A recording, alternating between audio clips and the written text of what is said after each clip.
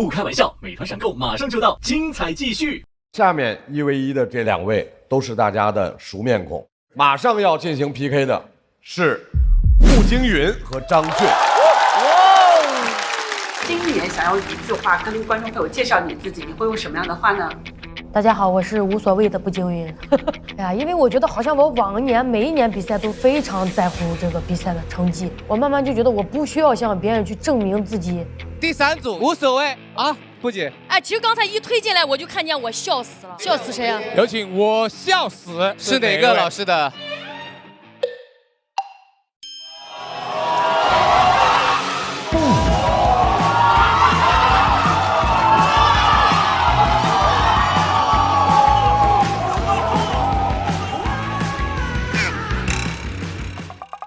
非常莫名其妙。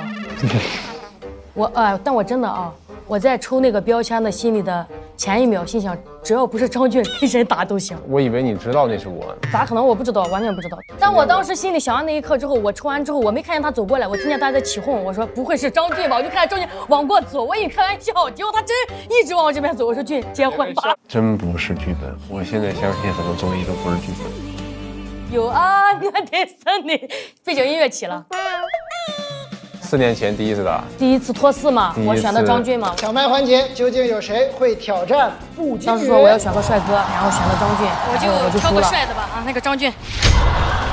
好，第2年张俊选了我。抢麦环节，他说张俊要求，然后我就有一种负，然后我就行，然后选步惊云，然后就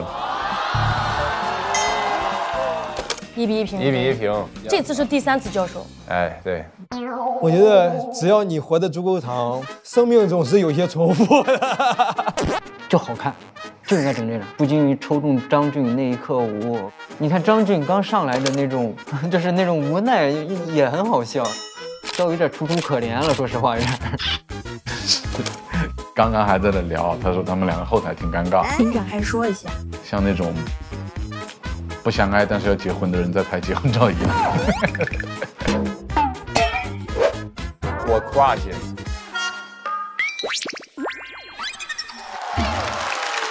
今天出场的大家太熟悉他了，又是妻子，又是妈妈，又是演员，啊，同时还是一个俱乐部的老板，事业家庭尽在掌控中。让我们来欢迎掌控一切的步惊云。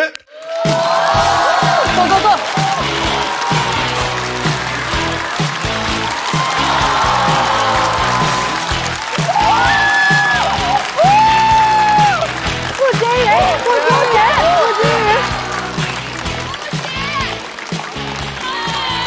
好了，谢谢大家，大家好，我是步惊云。谢谢大家啊，因为我在西安的俱乐部已经开业2年了，但我到现在还是很难说出我是老板这句话，很羞耻。我总觉得老板就不是啥好词儿，尤其在这个舞台上，脱口秀演员最爱骂的就是老板，所以山河赵月骂老板的段子我都给删了。有一次，有一个甲方来我们剧场看场地，完了之后我就很自然的上去，我说你好，我是咱喜欢脱口秀的负责人。负责人这3个字脱口而出的时候，我觉得这么叫也挺踏实的。结果对方说哦，那你负责去把老板叫过来吧。但老板这个词儿在喜剧圈已经脏了，改叫主理人了。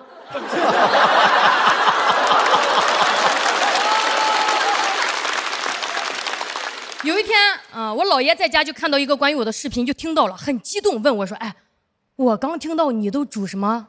你主任了？哎呦，主任可不好当呢。”我当时觉得我姥爷是在开玩笑，结果去年过年的时候，我们剧场有演员给我送了一条金项链。真的，主任不好当，太容易被腐蚀了，挺尴尬的。我说呀，这太贵重了吧？他特别真诚说呀，布姐，你过年给我发了这么多，我必须给你送个礼物。我都觉得，他就越说越激动，眼眶都红了。他这一哭，把我良知都哭醒了。我都没想到，我都当老板了还有良知。我说呀，不了，他说你拿着，在那来回推脱，最后逼得我实话都出来了。我说哎呀，我挣的比你多得多。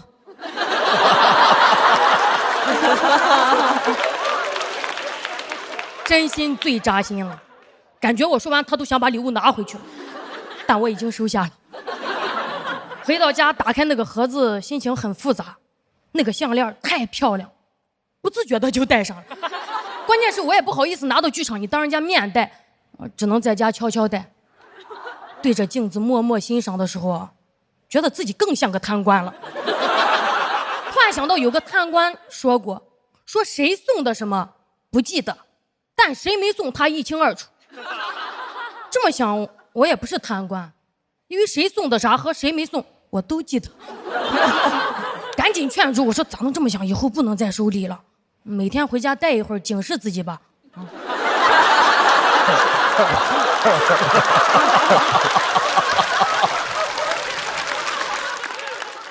这是第一条，也是最后一条。我们剧场总共就3个人干活，就这有时候意见还不统一呢。我说那咱公平点，大家投票吧。结果一个赞成，一个反对，一个要去上厕所。有时候也很难处理大家之间的矛盾。有一次我2个同事起冲突，一个在朋友圈指桑骂槐，另一个瞬间就炸了。我当时就想，你俩别影响我今天的演出。哎，我想到这儿的时候，我觉得我跟那些老板也没啥区别，因为员工受委屈的时候，我的第一反应在乎的不是他们的情绪，而是别影响我挣钱呀。两人在后台你一句我一句，眼看吵起来了。我吼了一声我至今不能相信的话，我说好了，以后都不许再发朋友圈。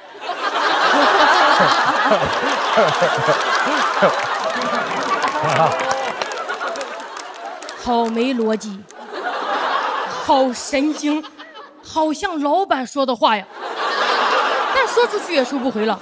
终于明白为什么老板都爱发火了，4个字：无能狂怒。我以前刚上班的时候，有一个男领导半夜给我发微信，说让我发一张照片给他。我当时想着要证件照嘛，我说你要红色蓝色，结果是黄色。我后来才知道他经常骚扰女下属，真的很恶心。从此以后我工作中特别长心眼了，我就在职场里就非常防着男领导了。但前段时间我们俱乐部演出完了去聚餐，我们剧场有一个非常可爱的小男孩，哎，我那天就跟大家一起开了很多很开心的玩笑。我现在回想，可能就我这么觉得，因为老板都觉得团建很开心呀。我半夜回到家，突然想到有个事还挺着急的，我就给那个男孩发微信，我说你睡了吗？对方一直显示正在输入中，但我啥都没收到。我第2天就问，人家直接就说了啊，不姐，我昨天以为你喝多了，我有点害怕。我赶紧上去解释，我说你怕什么？解释把你当弟弟。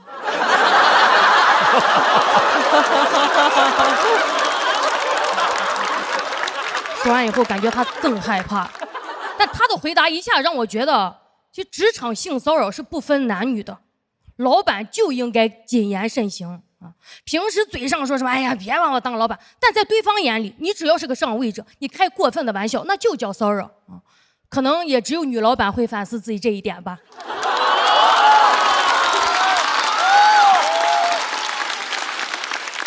但这2年啊，我被问的一个最多的问题就是你怎么平衡事业和家庭？哇，好老的问题啊！老到我想冲上去掐住他的脖子说好老的问题。哎，这种陷阱问题你指望我怎么回答呀？啊，我建议你去问个别男老板，你是怎么平衡几个家庭啊？因为我觉得家庭跟事业又不在一个次元里，为什么非得是平衡的关系？你怎么不问我不姐，你怎么一边骑车子一边包饺子？这个问题我答不了啊，因为我这个事业没有家庭还忙不开呢。我有时候剧场人多的时候，我女儿会在门口说小心台阶，我老公帮忙拍照检票，我公公每天给我去打扫卫生，什么平不平衡的都给我加入。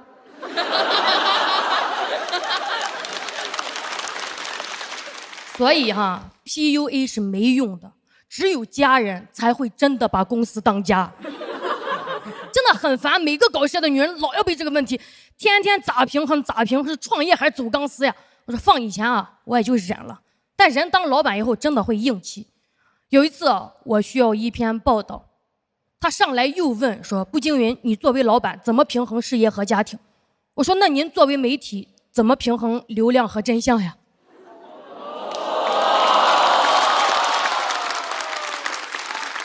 哦，什么呀？我就没有那篇报道了。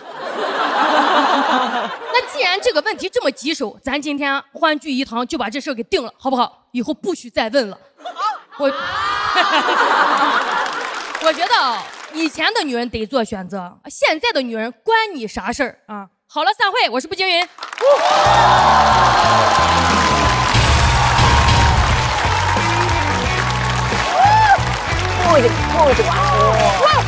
张俊不好接，张俊不好接。锁票倒计时。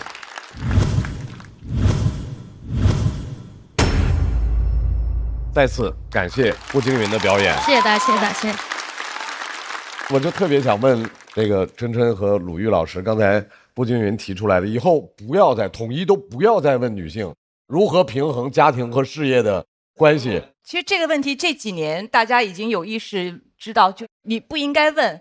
大家为什么不去问男的？因为你明白他根本不需要，一定有人帮他在做所谓那个打引号平衡的事儿。但是关于这个问题，你想问出的那个内容，最近我得到一个很好的一个答案，是我跟一个女性嘉宾我们俩对谈的时候，她说，你千万不要要求自己两手抓两手硬。其实他是把一个复杂的问题简单化了。我觉得有些时候做好一个事儿就行，因为这可能是我们的一个常态，我们就是陷入一个顾此失彼的状态，那只能怎么办？就是尽力而为呗。除此之外没有别的方法。我刚才特别喜欢一个特别白痴的梗，就是在那儿说这是个多老的问题，我想过去掐着你跟你说，这是个多老的问题，哇，那块简直太神经病了，我太喜欢那一块了，那个好玩啊。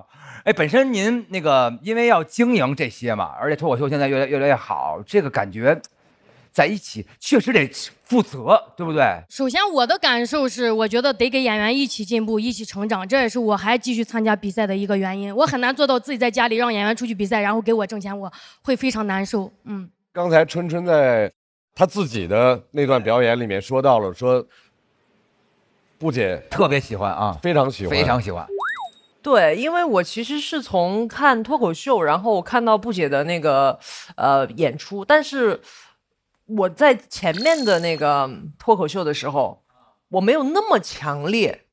我真正的成为他的粉丝是从去年开始的。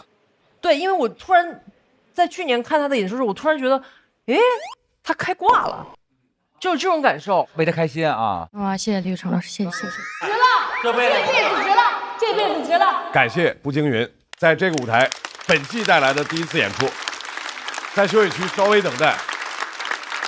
下一位不用多介绍了，已经在后台摩拳擦掌、跃跃欲试，掌声欢迎张俊。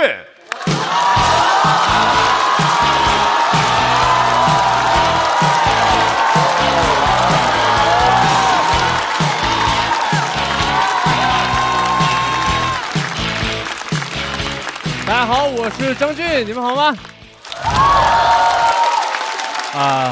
变化很大，脱口秀都有2个节目了，我还在跟步惊云打。你说观众打开电视他不纳闷吗？这不是新会员吗？怎么还是老对手啊？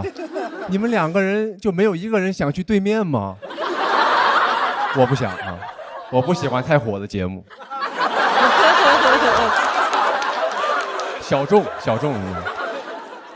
我还是有变化的，我下半年要去纽约，要去哥大上学了。你们都很好，谢谢你们，谢谢你们。但也有人会过来就打击你说这有啥？你知道哥大其实是个水硕，你知道吗？我说啊，因为把我录取了吗？那哥大在我心里含金量有点下降了，呼兰的含金量也有点下降。但呼兰不在乎，他很自信。你跟呼兰说，哎，呼兰哥大的水硕，他只会扶着眼镜。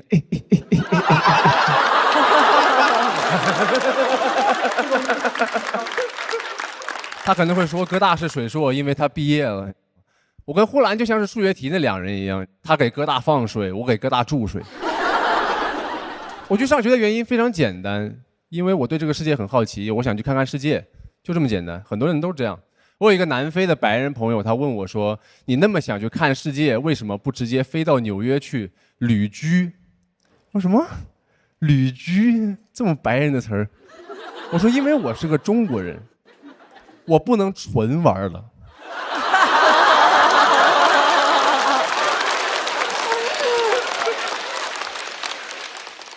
我纯玩会有罪恶感，太快乐会倒霉的。这我家训，你知道吗？我爷爷用毛笔字写的，你知道吗？他小时候去开普敦春游完回来，又不用写800字作文。我体内流淌的是农耕社会辛勤劳动的血，所以即使现在不用下地耕田了，我也每天在网上种草拔草，种草拔草。就算是看世界，你也要拿个本儿回来才算看了世界的。对于我们来说，我觉得唐僧当年也没有那么想去取经了，他就是想去西天看一下而已。他完全可以骑在孙悟空头上飞到西天去，到了定位西天啊，文案勇敢的人先享受西天。然后旁边孙悟空本人配音，老和尚骑了我一路非要坐头等舱，你知道吗？但他不行，因为他是个东亚人。他跟李世民逼巴半天，哎，我要去西天看一下这个那个这个。李世民说：“那你 gap 完回来还当和尚吗？”和尚挺热门，就业方向，你知道，你空白这几年不好找工作。唐僧说：“那我拿个本回来。”行，唐僧算是第一批公派留学的留子。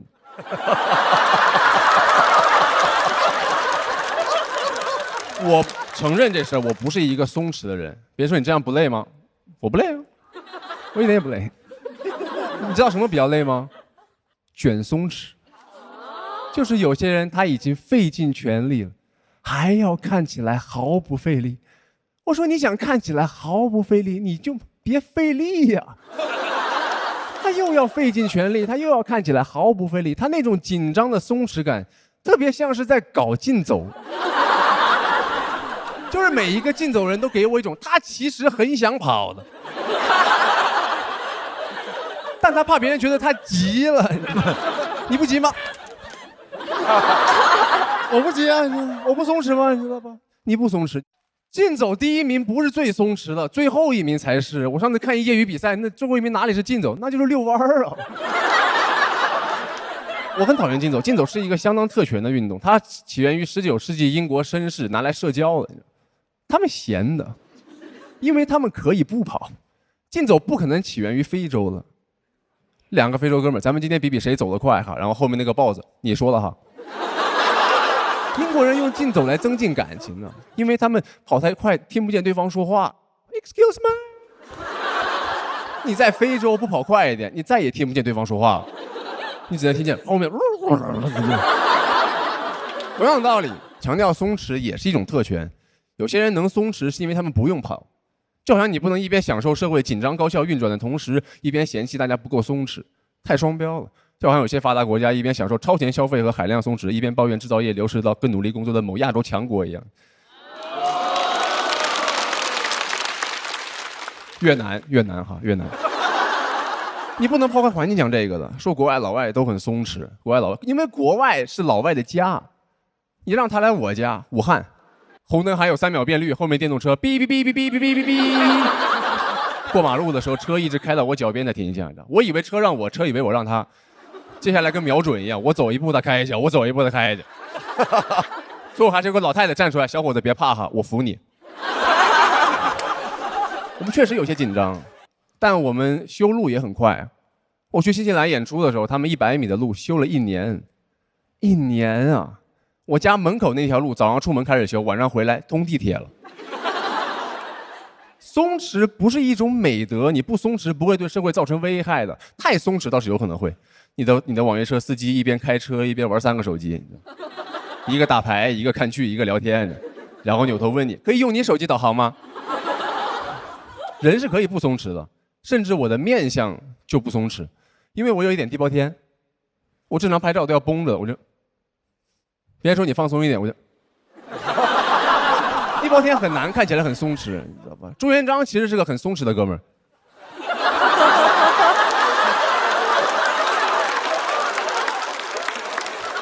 但是因为他有地包天，所以他看起来那个画师要谋杀他的样子，你知道吗？就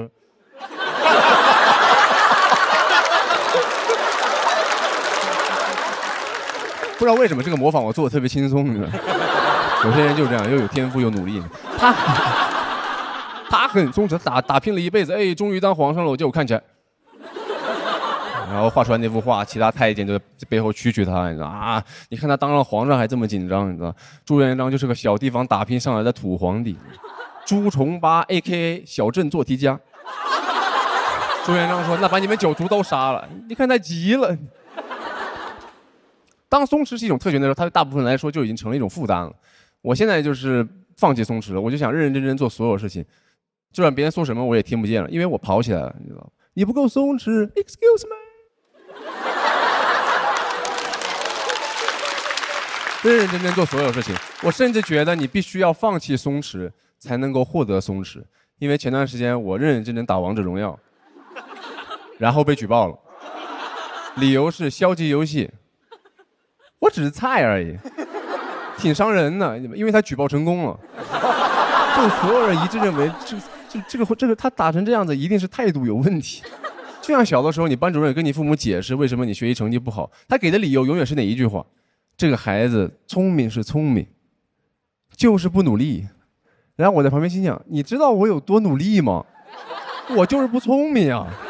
我不仅努力，我甚至有点尽力了，我费尽全力了。看起来竟然毫不费力，我怎么变松弛了？谢谢大家，我张俊。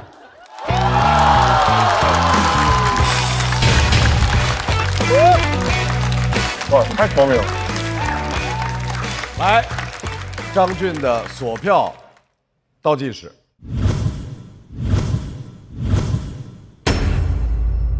再次把掌声送给张俊。张俊为什么这次会选择拿松弛感这个做题目主要是因为我发现现在很多人大家都很焦虑嘛，然后他想要松弛，然后他会把松弛当成一种手段，但其实松弛是一种结果，就是我觉得你放弃松弛，你就可以获得松弛，就是这样。我为什么没有拍灯啊？就是我没有明白那个点，我觉得有点拧巴，不知道为什么，可能是我脑浊啊，我脑浊，我没有听明白中间这个到底松在哪儿啊？那我给你讲讲，您来，我听听，我可以吗？那当然了，我不知当讲不当讲，希尔，哎，我刮目相看啊。张俊讲这个，我就是说，现在社交网络上大家都在拼命比松弛。很多人大家都在那儿比松弛生活方式啊，穿衣打扮呐、然后摆个 pose 啊，就有一点像是大家拼命的急赤白咧的拼咱俩谁松弛，这事儿本身特别不松弛，演松弛。对，所以他这个切入角度其实很好，尤其他那句话其实是写的非常好的，他说卷松弛，因为松弛是跟卷一点关系都没有的，它非常可笑，所以他这个点找得很刁钻，很有意思，我是有比较强的共鸣的，但是我们很多人就感觉。你肯定行，然后非常优秀，底子好。他不像有些选手，你觉得不行，后来行了。你是从第一天我们就都觉得肯定行，但你这么多年一直在原地踏步，是不是有点太松弛了导致的？总感觉那个作品的打磨度、完整度和用心程度还差一点意思。我觉得这是一种常态，因为不是所有人都能一出来，然后他很快就知道自己问题在哪儿。我觉得你得先保持在这个地方，然后等那个100%的机会来的时候，你才有可能上去嘛。所以我不是想说你不好，是我有点着急。我还跟很多同事朋友说过，张俊是我最看好的潜力选手之一。但我这几年并没有摆烂，我说实话，我并没有摆烂，因为我一直都在线下就是去演出，然后我也在钻这些题材。就是你找这个角度，然后找这些素材的话，我尽量避免去跟网上的所有观点和素材都撞，所以这个东西就你要挖它就很难嘛。其实我觉得还挺有趣的，因为他讲了很多对于文化的、对于族裔的一些性格方面的思考，还有就是关于松弛，我完全赞同他的看法。我觉得松弛不是个优点，它就是个特点。对，谢谢。这其实是慢慢我学习以后才明白，不是每个人都能做到天鹅的。其实我在水下，我在蹬的时候，我做不了像天鹅那样水面之上波澜不惊，所以我觉得还挺好的，我就拍灯了。好嘞，来，我们先把步惊云请到台中。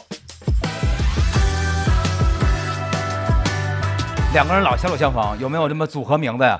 张俊、步惊云、张若昀，你们俩。孙书恒给了个叫忍俊不惊，忍俊不惊啊！哦，还没有张若昀好，挺好的，挺好的。我们来看一下步惊云和张俊校友团的分数。步惊云30，张俊20，票数的具体情况是，请看。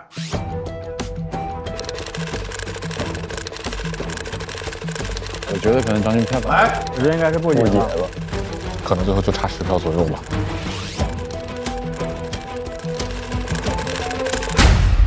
哇哦，差不了多少，我只差7票，只差了7票，差这么近，就差这10票，差这10票。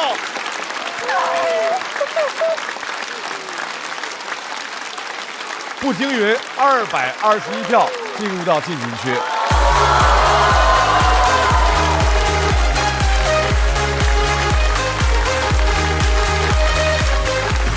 很接近，很接近。张俊进入到待定区。我觉得罗老师他对我的评价是中肯，他可能有点过于中肯，但这不是我的本意。说实话，这也是我能力的问题，我没有强到可以在这么多时候关注到这么多细节。但我也需要为我自己说一句话，我觉得这就是我段子里面所说的那种状态，就是当你费尽全力的时候，然后别人会觉得你压根不在乎这事。我不是一个松弛的人。接下来要 PK 的这组选手，雪冰和菜菜。菜菜，雪冰。首先出场的是新人演员，他非常有特色，他让大家一只手也能打，掌声欢迎雪冰。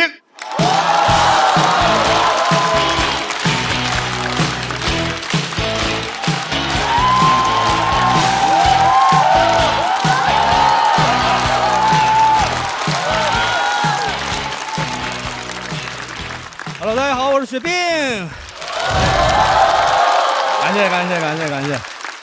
感谢。我先解释一下，这个胳膊呢是小时候一次意外啊，高压电啊，也不用紧张，也不怪你们，放松一点啊，今天没有捐款环节啊。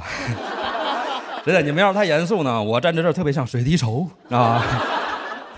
再说了，也不是什么新鲜事儿了，是吧？节目每年不都有几个老弱病残名额吗？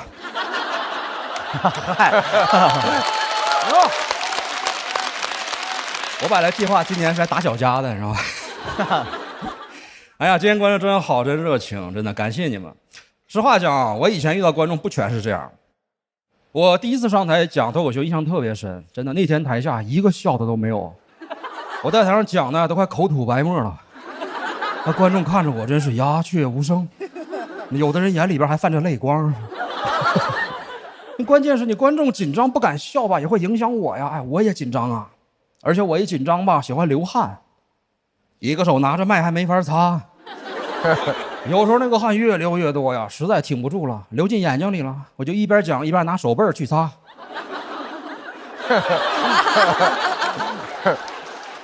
不擦还好，一擦观众更紧张了，说这小子怎么讲一半还哭上了呢？当时还有朋友给我出主意，说上台遇到紧张情况吧，你别慌也别怕，你就想一些小技巧呢，跟观众要掌声。你比如说，你可以在台上带头鼓掌嘛。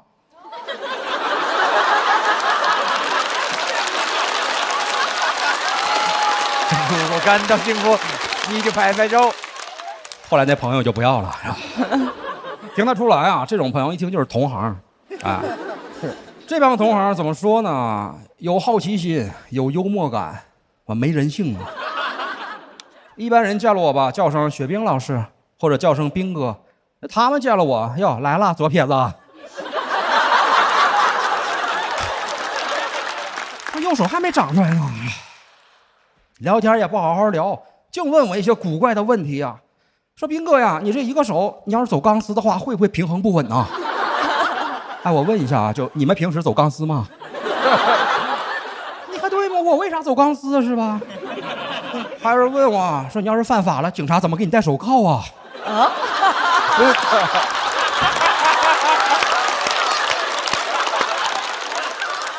我不知道啊，我也不想知道。挺好，跟大家聊聊天啊，讲讲我这个比较特殊的经历啊。小时候淘气，经历了一场意外事故，然后失去了这个右手。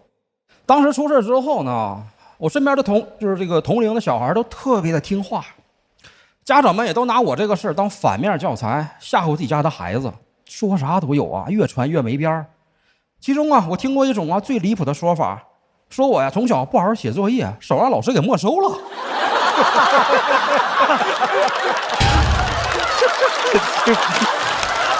你说的对，这完全不讲理啊！就是，其实吧，除了这个胳膊，我还有一些小毛病，我不说你们可能发现不了啊。我这两个眼睛视力不一样啊，差不少。之前体检过，左眼视力大概是5.0，右眼只有4.0。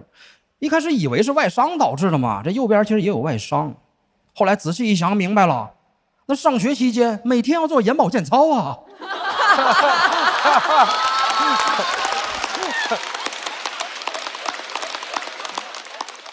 那么多年只做了一只眼睛。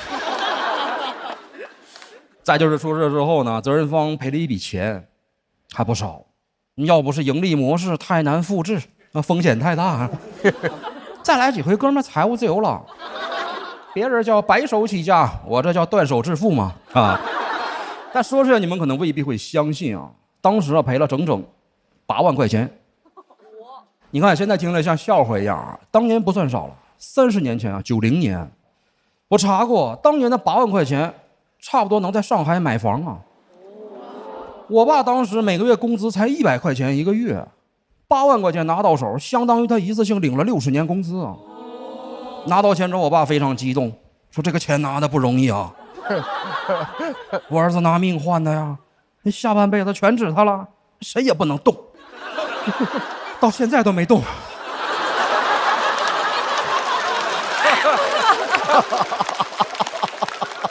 这8万块钱跟传家宝一样，供家里边，躲过了楼市，避开了股市，在他们最好的年代，他经历了30年还是8万。我跟他聊过，问过他，想知道他咋想的。他说想留着给儿子以后娶媳妇用。我说当年娶多好。他说那时候你才5岁呀。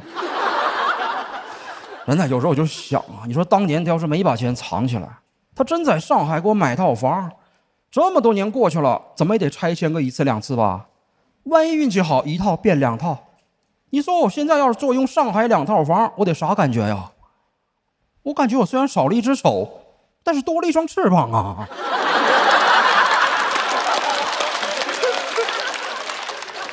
这么多年过去了，其实慢慢也能理解他了，不能怪他。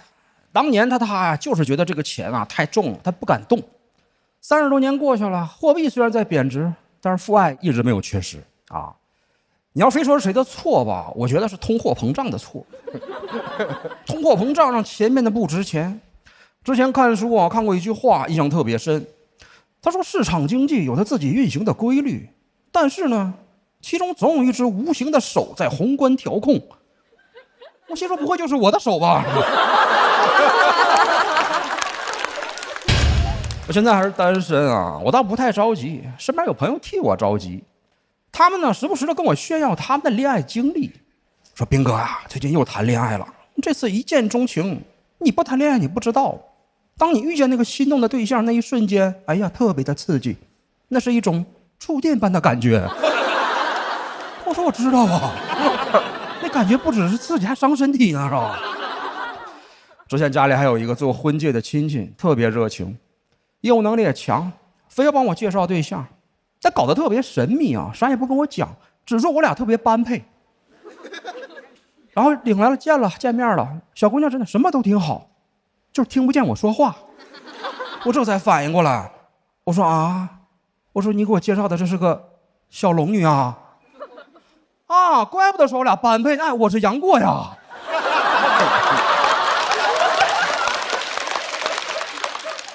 我就问他呀，我说什么情况啊？他说这不挺好吗？神雕侠侣多般配呀。我说不太方便吧？那我俩在一起怎么交流啊？他说没事啊，你可以学学手语嘛。当然，最后也没有在一起啊。你毕竟这个生活不是小说。杨过就算是会绝世武功，他也没法学手语。谢谢大家，我是雪冰。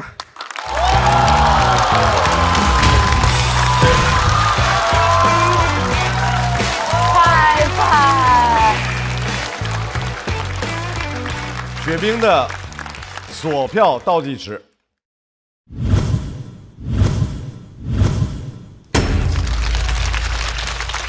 雪冰是怎么开始说脱口秀的？说起这个还跟老罗还有缘分啊！我老家是延吉的，就是通过那个当时的锤子手机联系到有一些锤友嘛，我们会组织一些线下的观看发布会的活动，然后认识了锤友群里的群主。他后来组织了一次小型的开放麦，然后他鼓励我去参加，我就这样，然后机缘巧合的就试了一下，觉得还行。到现在正式全制作，我觉得2年吧。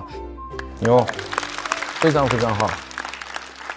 他有风格啊，就那个就觉得很难模仿，就那个风格，他是就浑然一体的那种，非常非常好，特别喜欢。对，我觉得还是因为他的梗，最绝的就是刚才那个通货膨胀，那个有一双，对对对，我就是被那个绝了，太厉害了。他这个段子除了逗以外，还挺有人物的。他爸爸那种父爱，然后整个那时代的沉浮，我还挺喜欢的。我拍灯那块儿，我太喜欢那个白痴的梗，说那个手被老师没收了，对，当时我莫名其妙，然后但是我觉得哇太有意思了，然后我不得不拍这个，然后我觉得就是看这个演出，真正做到一种豁达，就是感觉看您的演出真的很开心，谢谢您带来这样的演出，谢谢您。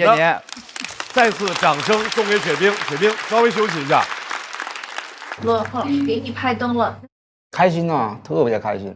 就是那种感觉，你喜欢的人，然后也认可了你，很激动啊。老罗做手机，从第1代到最后1代，我都几乎都有买，哇！现在我微博的第一个消息还是这个嘛。他之前说过，我们来到这个世界，注定要改变世界。每个人来到世间都注定改变世界，没有一个人能够例外。要相信自己能够改变世界，总能做出一点事情来，就是这样。你做好人，你就会让这世界变得更好一点点；你做恶，就让这个世界变得坏一点点。听完之后，我就觉得哇，好有力量，我觉得我很有价值，给我了很大的自信。包括其实讲脱口秀也一样啊，因为喜欢老罗嘛，不自觉的让我能走到今天，发现啊，我跟这个世界是有联系的，我是在这个世界中也很重要的一员嘛，甚至我也有能力去改变世界嘛，都是他的启发，他给的力量。罗哥，感谢你。希望你身体健康，希望你越来越好。要和雪冰进行 PK 的这位选手，大家应该很熟悉。在去年，他聊卫生巾破除月经羞耻，聊寡妇命，反对封建迷信。掌声有请菜菜。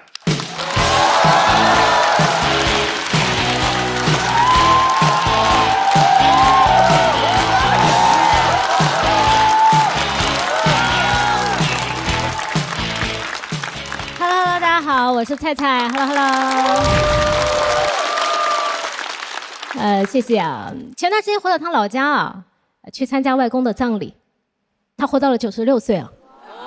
对对对，挺长寿的，挺长寿的。我希望我们今天在座的所有人啊，都能一起活到死。按我们老家的习俗啊，就我得买头猪来祭奠我外公。我舅舅就觉得我做脱口秀不挣钱嘛，他就选了一头最瘦的。我感觉猪也懵了，他本来以为体脂低能活久一点。其实这个猪原本不是由我来买，原本应该是由我妈来买，但是她20年前也去世了。大家可以呼吸啊，放心，我保证接下来不会再有人去世了。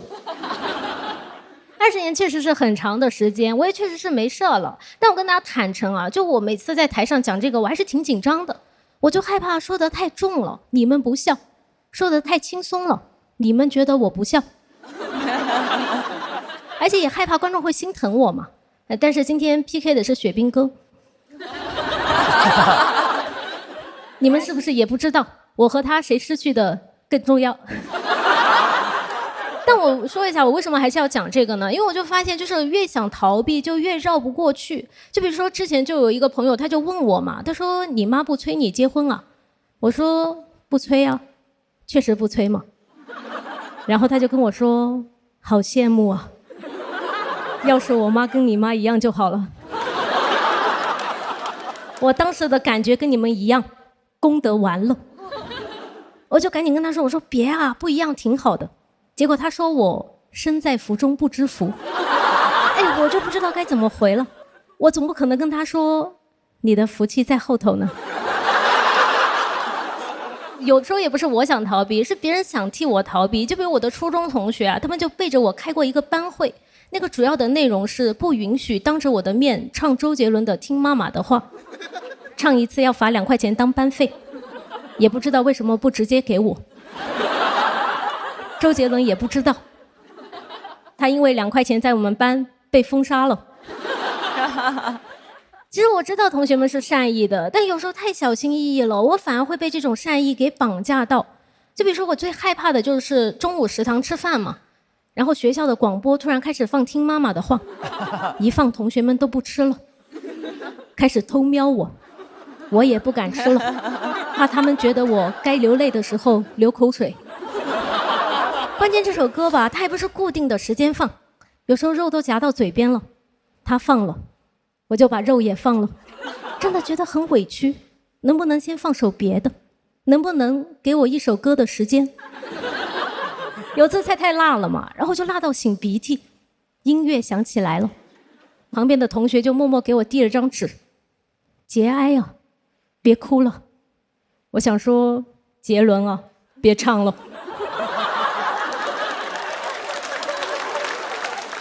包括去年录节目嘛，然后播出之后，就有很多年没联系的初中同学，他就给我发信息，他说替我开心，恭喜我，还说他这些年啊，只要看到周杰伦相关的东西，就会想到我，还特别小心翼翼地问我，他说：“哎呀，那你录节目的时候看到那个何广智？”周杰伦啊，最伟大的燕姐，他那么像周杰伦，你会想妈妈吗？这也太绕了。我不会啊，我只想赢。包括之前在另一个俱乐部讲这个段子嘛，然后我下台之后，那个俱乐部的主理人他就过来跟我说，他说他感觉有点心疼。我说那你心疼的话，给我涨点演出费。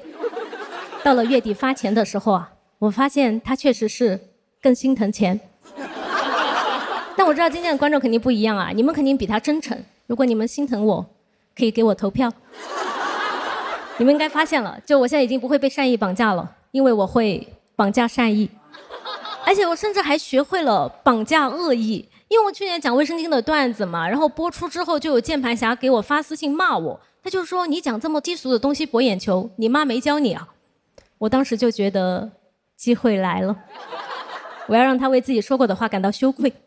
我就跟他说我妈妈去世了，我等了半天他就回我就知道。对，很没有心对吧？但是我也没有回他了。但我去年上坟的时候就把这个事儿给我妈说了一下，还给他烧了这个键盘侠的 ID。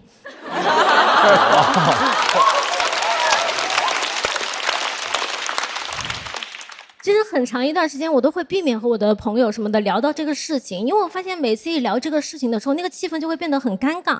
因为每次我一跟我的朋友说我妈妈去世了，然后他们就会跟我说对不起，然后我就不知道该怎么回了。但说到对不起的次数吧，确实是有点多。有一次有一个朋友没有说对不起啊，我就觉得他欠我一个道歉。后面我就实在很好奇嘛，我就问他，我说怎么别人都说对不起，就你不说啊？然后他回我，又不是我干的。哇，他好不是人啊，他是个脱口秀演员，他是 Echo。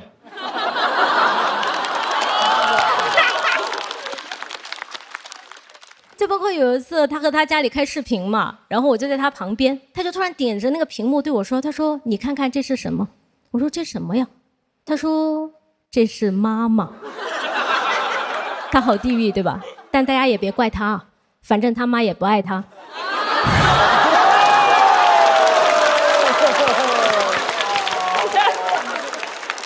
但其实是这样的，我觉得如果你同情一个人，他就只能是感激你，但是我觉得其实可以相互攻击，它是比感激更加亲密的关系。我也特意查过了，像我这样的人格特质呢，它就属于是 INTJ。但其实我最近一直在想啊，就如果聊死亡会让大家这么不舒服，就我可以感受到大家还是挺紧张的。然后我就在想说，我为什么还要讲呢？然后我就想到了我妈妈，因为她就是一个特别喜欢开玩笑的人嘛。我小学的时候特别不会写作文，然后有一次她就非常认真、非常严肃的跟我说，她说我教你写。她说写作文最重要的就是抒情，你就这么写啊，蓝天真他娘的蓝啊，白云真他娘的白。我当时觉得就是我这个小学生嘛，写作文对我来说是全世界最严肃的事情。但是他没有想教我一点什么，他就是单纯的想搞笑一下。然后我就想说，那我今天站在这里，我是不是也可以不表达什么？我就是想像我妈一样搞笑一下，给我妈尽个孝。好，谢谢大家，讲到这里，祝大家开心。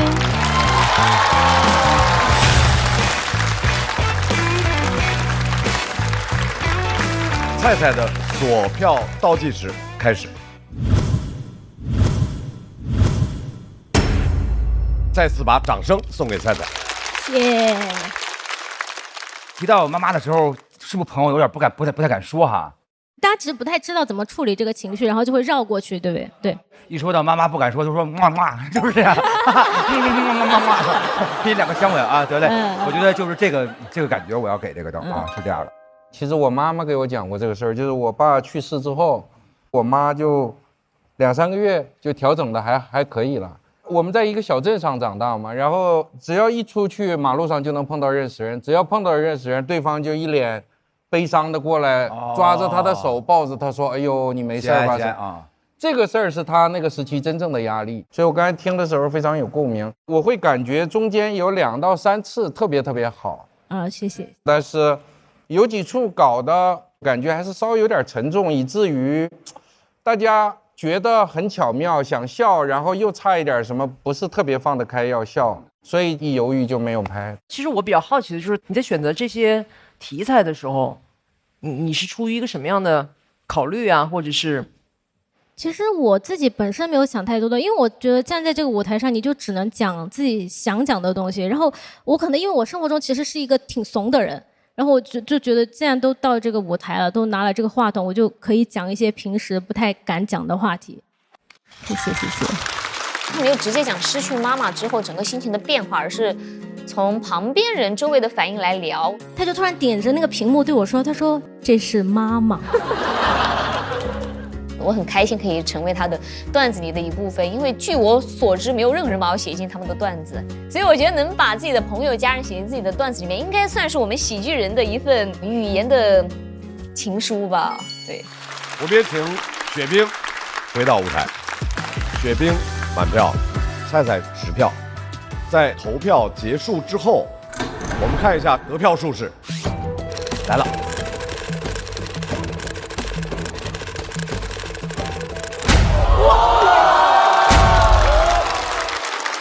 其实不低。其实观众的票差不多。对，菜菜有机会，我觉得有机会耶，有机会。雪冰235，祝贺雪冰进入到晋级区。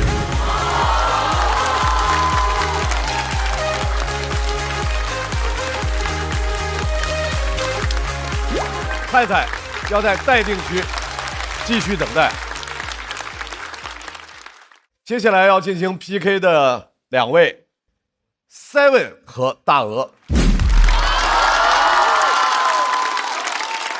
马上要出场的他，首先白天要上班当牛做马，晚上还要去讲段子，而且还去养老院帮助别人。是的啊，真棒！掌声有请非常会上班的 Seven。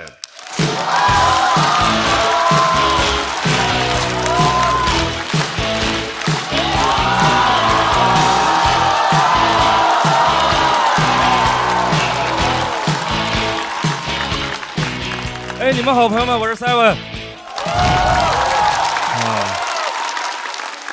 今年还在坚持着工作，去年边上班边跑去上了节目，副业被发现了，现在在公司失去了自己的真名，我领导现在叫我赛文。去年上了班之后回公司真的很担心，很怕我领导生气，因为怕他觉得我这个不务正业什么的，但是很快就发现自己多虑了。让中年男人开心太容易了，我在节目上给我领导要了个张绍刚老师的签名，我领导特别高兴，但那天更开心的是绍刚老师。邵老师，你俩想抄了他的？我要开灯了啊！我要开灯了！我要开灯了！当我说出那句“张老师，我能要你个签名吗”的时候，张老师的神情似乎想要确认一下。我问的是张雨绮还是大张伟？你们可以看一下，是我去年为数不多的镜头，在第4集上34分22秒那个。张老师那天发现是他自己之后都没有跟我说行，他跟我说的是谢谢。分享一下我自己最近生活里的烦恼。我讨厌人工智能。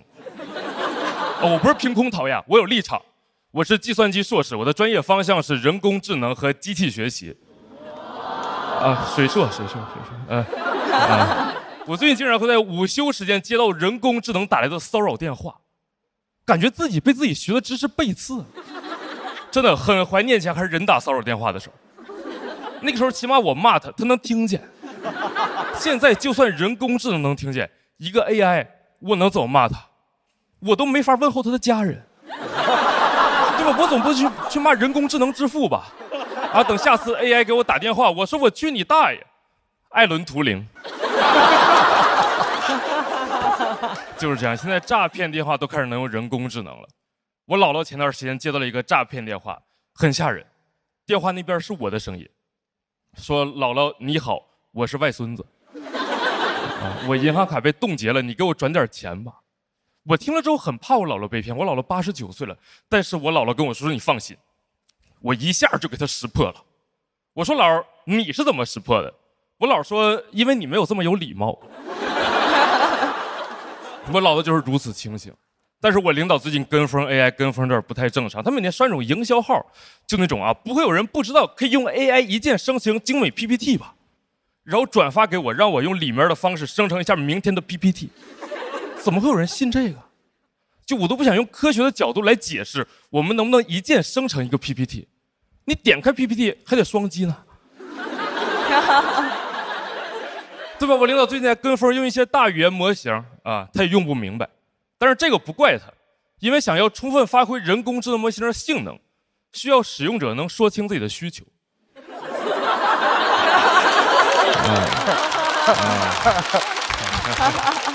这是我们领导的短板。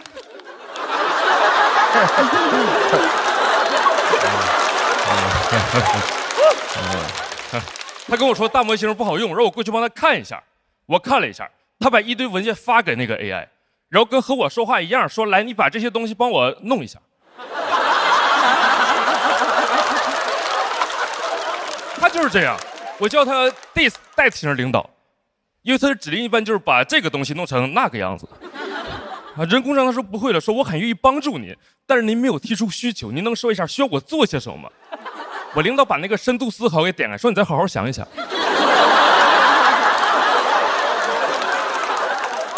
他就是这样，他不理解，但是这完全不妨碍他迷信人工智能。他最近就给我提出了一个新的需求，跟我说网上的人工智能不好用。你是学计算机的，你给我们公司弄一个自己的人工智能。我寻思，要不你再好好想一想呀？就我要是能弄出来，我来这儿啊。就他是管我叫赛文，但是他不能真拿我当奥特曼用啊。对吧？但是上班吧，我只能哄他，我只能把网上那种开源的免费的模型套一个壳子接一个接口接到我们公司，但是受限于我本人的智力水平和那个电脑的性能，接下来模型特别的笨，就笨到什么程度？我问他阿姆斯特丹的旅游攻略，他跟我说阿姆斯特朗曾经登月。我第一次看见一个大语言模型耳背。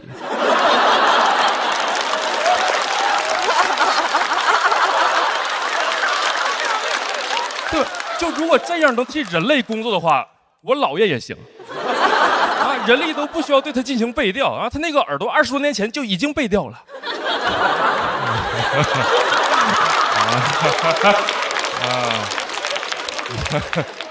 但是我肯定是报喜不报忧嘛，你们知道我肯定是往好了报的。他相信了，他真的以为我们有一个很厉害的人工智能模型，他以为我们走起来了。他以为我们可以，他现在已经开始因此压缩我任务的 deadline 了。他之前让我干3天的活，跟我说现在有 AI 了，你把它1天干完吧。他就是这样，他不懂，但是他只要有一丝理由就可以用来 push 你的工作，他挺坏的。幸好我也不是什么好人其实那个3天的活我1天能干完我骗他2年了。这才叫把工作做在平时，朋友们。但是基本职业素养我还是有的。那天那个活真的很急，我一个人熬到了凌晨3点，一己之力把活全干完了。人工智能睡得可踏实了。但是第二天早上我把那个活交上去的时候，我领导以为那个活是人工智能干，指着那个我纯人工写成报告赞不绝口，跟我说：“你看，这比你之前自己写的好多了。”我领导现在就属于 AI 梦男这一块的。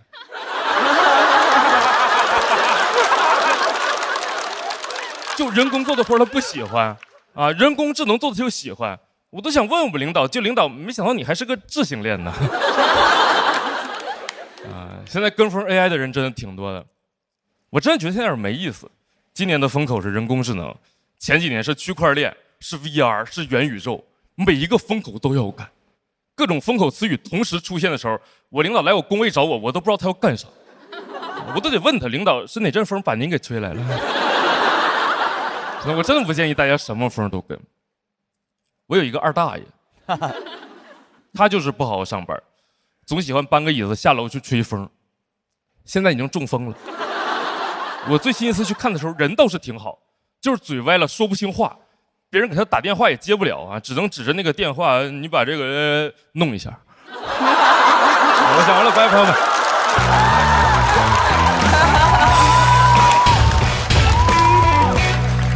锁票通道开始。再次掌声送给 Seven。哇 ，Seven 我太喜欢了，因为 Seven 从去年演的时候，我就觉得这么好的演员，后来走早了哈。然后离开这个舞台，离开。就重点是在于他那个笑话就感觉钻你。就是那个钻到你这儿的时候，你就感觉大家就开始笑，他不是那有好多就有爆笑的地方，但是有很多那种慢慢的钻你，然后你就越琢磨这个话越损，然后就那个点就特别好玩啊！而且本身真的在做这个 AI 啊，真的是真的。哦，那拿这写不可能拿这写笑话什么之类的吧？我试过啊，我每次写不出稿的时候，我都会很虔诚的请问他，我会加上礼貌的用词。我说你好，那个能帮我写一个我段子的铺垫是这样的，现在我在这个地方缺一个梗，你能告诉我吗？然后他也没告诉过我，但是我每次都会问他，因为就是我其实觉得对创作有的帮助是他可能会说一些废话，但是你一个人写稿子的时候，你好像在跟谁交流。哦，有点心酸呐啊！透露出来没什么朋友，可能是没事，应该的，要不怎么写稿了？然后那个重点是在于，就是我今天看见李宇春老师啊，摇头摇的最来劲的一次，就是刚才你说在耳背的时候啊，人力都不需要对他进行背调啊，他那个耳朵20多年前就已经背调了。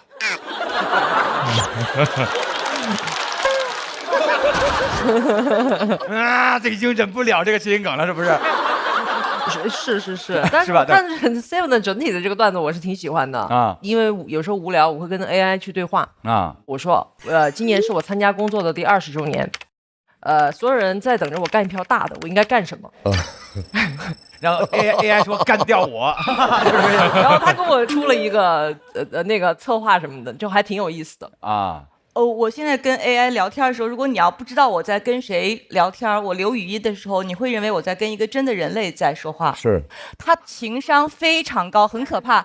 他从来不会反着说，他永远说哦，你说的非常对，你很睿智。所以有趣的地方也是 Seven 用自己的工作经历，给大家在脱口秀的舞台上来提出了一个对大家现在讨论的很频繁的一个问题，也引发更多人去思考关于这个话题的内容。再次掌声送给 Seven， 谢谢。来，Seven休息一下，在旁边观看一下和你对阵的选手。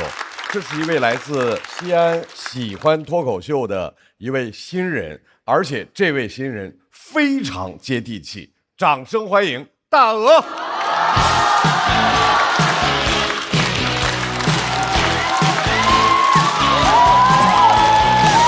还橘子呢，他那个橘子。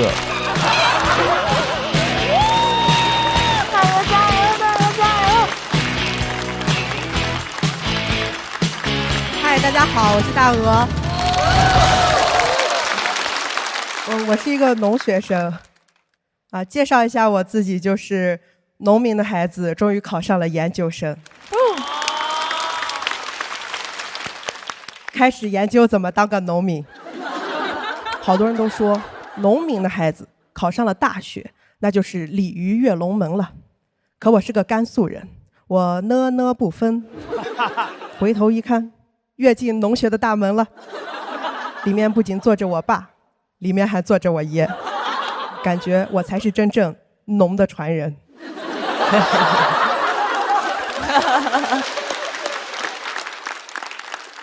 很多营销号都说某某明星为了追星，把自己追进了娱乐圈。我的偶像袁隆平，我现在也把自己追进了农学圈。我的偶像研究粮食，我研究瓜果蔬菜。我往这儿一站，谁能有我更懂饭圈？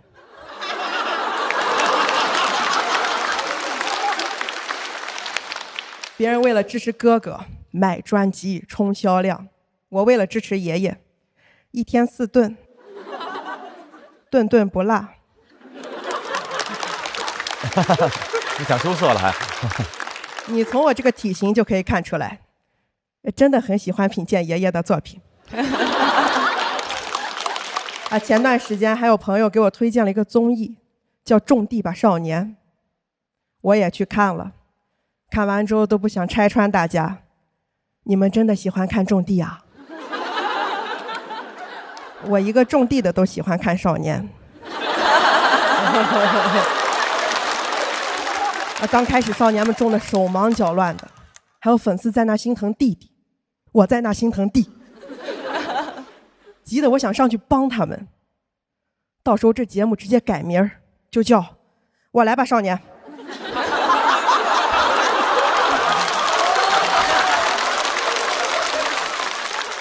以前在课堂上学的都是歌颂农民的，什么粒粒皆辛苦。出了教室，听到的都是你不好好读书，以后只能回家种地。农民好矛盾呀。我们家门上有块匾，上面写着3个字：耕读地，意思是我家是一边耕作一边读书的人家。矛盾在我家挺对立统一的。小时候想好好种地，读书走出去看看世界，现在想走出去读书，也看了看世界，想帮农民更轻松的种地。谢谢大家，我是大鹅。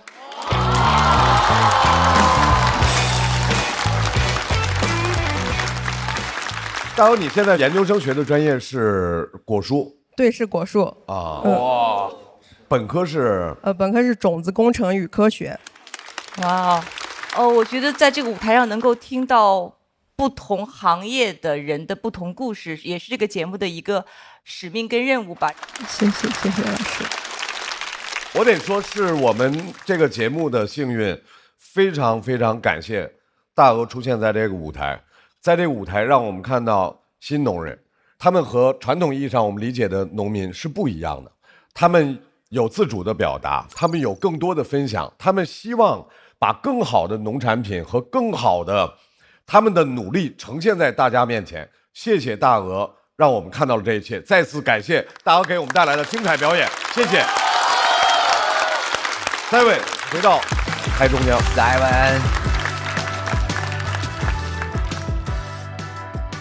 来看一下场上观众给出来的票数是。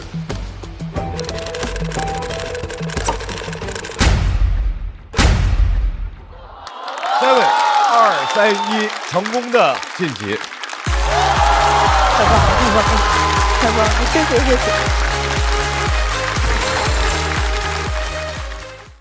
马上要对战的是小雪和漫才兄弟。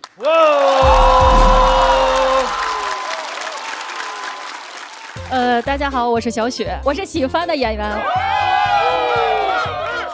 我这个叫我有底气，也是我第一篇稿的，就是想传输给大家一种力量嘛。那有底气，我就选一个这个，我选小明星吧。好，地方小明星吗？地方小明星是谁？我们。好，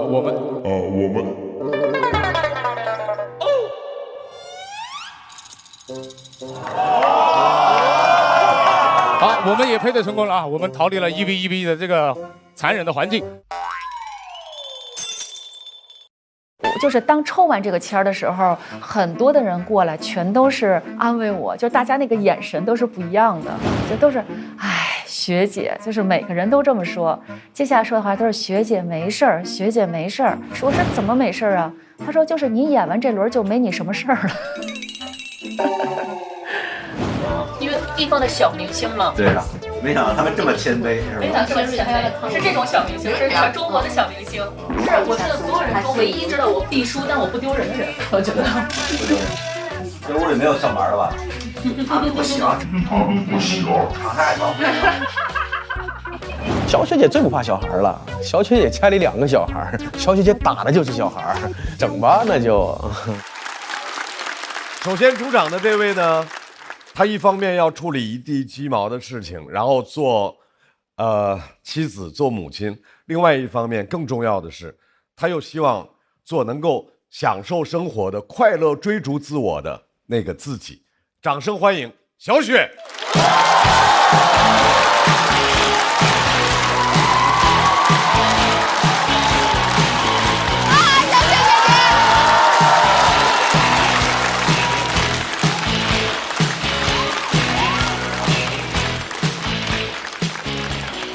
哎，大家好，我是小雪。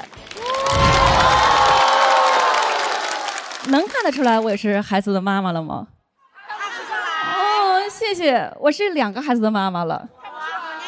人可以愚蠢2次，但是没有想到很快就愚蠢了第3次。我抽签抽到了漫才兄弟，这真是弟弟杀我。但我觉得已然这样了嘛，那就放开了讲嘛，是不是？你这个舞台上，你不同身份的中年姐姐，也可以发表自己的声音，对不对？对。我已经结婚7年了啊，今年正好是我们2人的头7。我是北京人啊，老北京姐姐，但是我老公他是南方人，苏州的。对，南北方大融合，他是那个到北京工作，我们通过相亲给认识到一起去的，而且我们很般配。就是属于大家眼中那种最萌身高差，我的身高是1.70米，他的身高正好是1.58米，这是真事儿。就我跟他在一起都有那种当白雪公主的感觉。但是前2天呢，我们的婚姻出现了一点小小的波澜。我呀在家无意中瞄了我老公手机一眼，正好从他的手机上啊下拉了一个微信对话框，是个可爱的卡通头像，而且对话内容就2个字：哥哥。就你们这个姐夫，50多岁的老男人了，都快秃头了，什么哥哥，玉帝哥哥啊！但是我们这么多年的感情呢，还是非常的稳定啊，就是一直保持着那种分房睡啊，因为我带着2个孩子嘛，但是不影响我们在客厅见面呢，能简单的打个招呼。每次我在客厅见着他，我都会很开心。我说哟，您回来了。他看见我也很礼貌，他说哟，您忙着呢。他看见孩子更开心了，说哟，都长这么大了。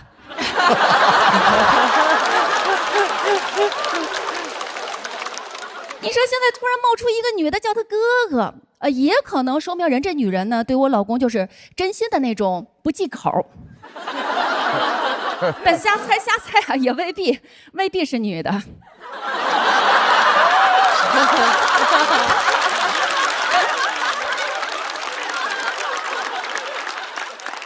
所以你得知道这个人到底是谁呀？我跟你说，就那会儿啊，我老天天琢磨他这事儿，我真的快给自己琢磨出抑郁来了。这时候中国有句老话讲得特别好，叫女子不远嫁。我算是全中国啊离娘家最近的人了，我的娘家就在我家楼上，就是同一个单元楼的上下层。我老公跟我搞对象那会儿嘛，第一次来我们家也问过我，说你爸妈在哪儿啊？我说现在老2口都在上面呀。他说我很抱歉呀。我说这有什么呀？你要是高兴，我带你上去找他们呀。我跟你说，楼上楼下它不是一个简单的距离，这就是我婚姻中的底气。我的上面有人。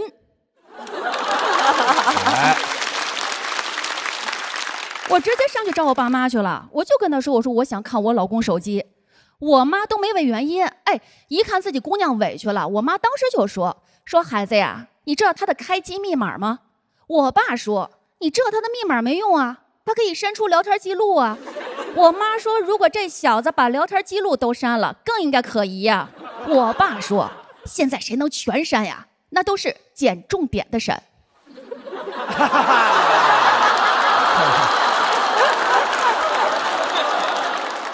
我妈说：“孩子，你先下去，妈处理点家事儿。”我说：“我现在最大的问题就是什么呀？我老公老攥着手机，我没有机会下手啊。”我妈说：“孩子，你没有找对时机，夜里2点半，2点半是这个人睡觉最死的时候，那会儿他的手机你随便看。”我说：“我这太吓人了，是不是？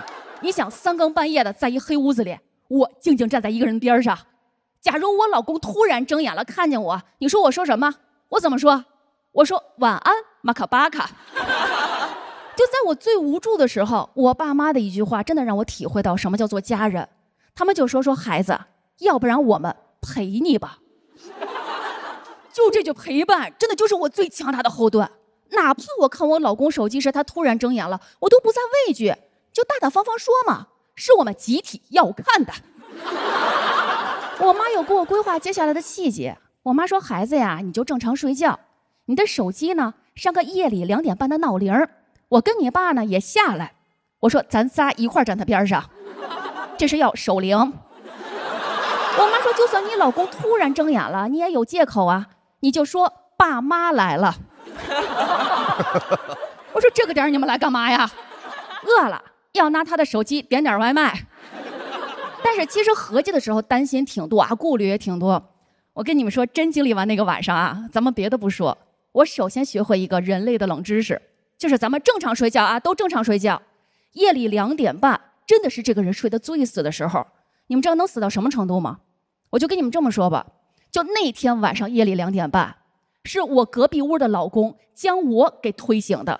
他说我手机的铃声太吵了。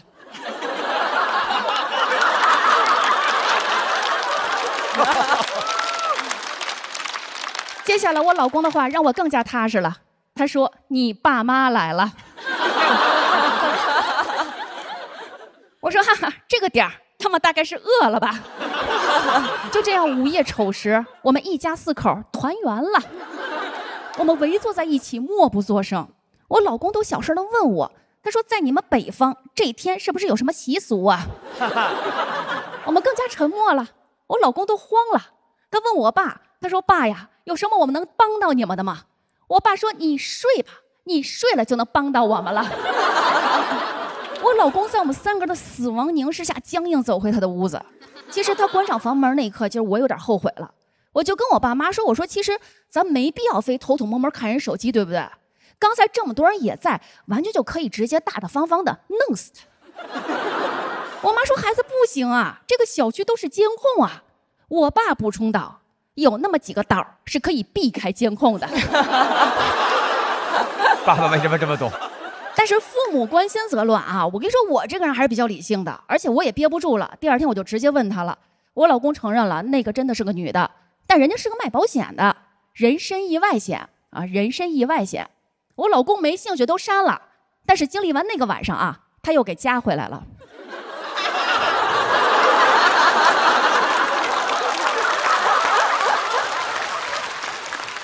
就是虽然看手机失败了，各位啊，但是我觉得我反而成长了。我就那会儿老觉得，就为什么我老活着累啊？就是我老惦记别人，就本来没什么大事，我老自个儿内耗。其实我懂得，就是你自己内耗了，就是联合外人一起来欺负你自己。所以那时候想，我说去他的吧，以后我重心我就转移到我自己身上，我就关注我自己。你就退一万步，真有人跟我抢我老公，让给他。世界那么大，1.58米的不好找，1.6米以上的有的是。我是小雪。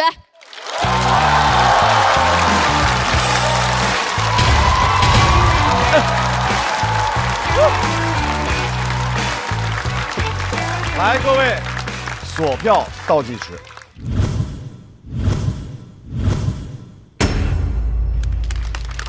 小雪为什么想到结婚讲这个内容？结婚，为什么想到讲这个内容？其实讲这个的时候，就是也是根据曾经一个事儿啊，就是我老公上手机真是冒出一个哥哥，然后呢，我就是老惦记这个，就是跟父母来说这个事儿。但是我这个片子说讲是偷看老公手机，并不是说教大家如何去偷看手机。我就觉得老说女人在婚姻中你要独立要坚强，其实坚强不是这个女人一个人的力量。我就觉得我最大的底气就是源自于我的父母，并不是说我依靠他们，是他们一直传递给我一个理念，就是你大不了你就不过嘛。我妈经常跟我爸这么说嘛。嗨，所以我也是学会了，我就告诉自己，其实最大的底气就是你别内耗，爱自己才是最大的底气。这是我一直想表达的。我觉得这个故事很生动，非常。然后呢，像看了一个半夜2点半的悬疑电影，有这种感觉。然后呢，还有一个感受，我觉得可能会有一些碎片式的讯息，可能会引发你的某一种的猜疑，而那个猜疑可能会形成一个对自己一个巨大的内耗。我觉得这个对我来讲，其实是有一个提示作用。他亲和力无敌的好，瞬间就让人喜欢上他，然后愿意听他娓娓道来讲一个故事，然后全程都很抓人。那以前的作品有过什么专场什么的吗？我现在也有一个专场叫《一地鸡毛》啊，现在全国也正在开始巡演。我自己个人感觉就是，好多人老跟我说阿姐你，开场不要去讲婚姻、讲老公、讲孩子，很容易被淘汰。就是现在年轻人可能不太喜欢了。但是我觉得，正是我巡演一地鸡毛的时候，讲的就是婚姻和生活中的家长里短。我发现有很多的年轻的单身的妹子们，或者是小伙子们，他们听完会很热情的跟你拥抱，他们说从中感受到了一种力量。其实这个也是我想在表达的，就是家庭妇女她不是说只有一个 A 面，它有 B 面、C 面、D 面，非常的丰富。我们也请小雪在旁边稍作休息，马上和你 PK 的人就要上来了，他们等的也非常辛苦，所以话不多说，直接抬人上来。来了，二位，掌声欢迎漫才兄弟。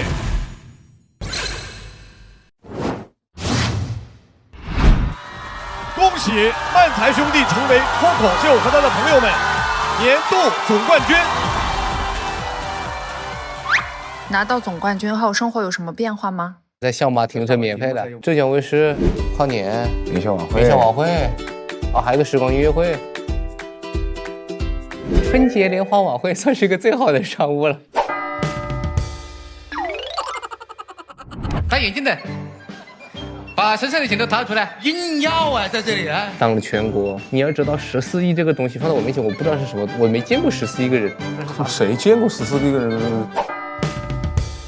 韦大爷还是蛮现实的，这个节目拿了冠军是5险1金上了春晚，要不要再给你补一个金呢？再补一个险呢？我说可以，也没补，也没补。素人，素人。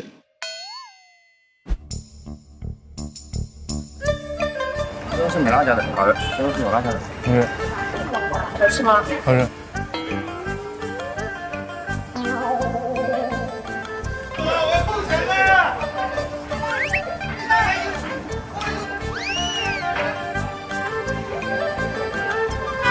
拨开就不要喊。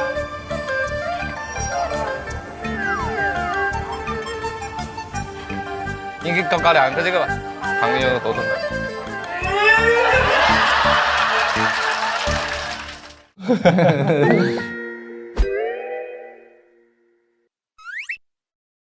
江郎才尽，闲云野鹤。有没有想过，万一淘汰了怎么办？淘汰就说明自己的能力不够呗，就是再去春晚上面磨练几年，再过来呗。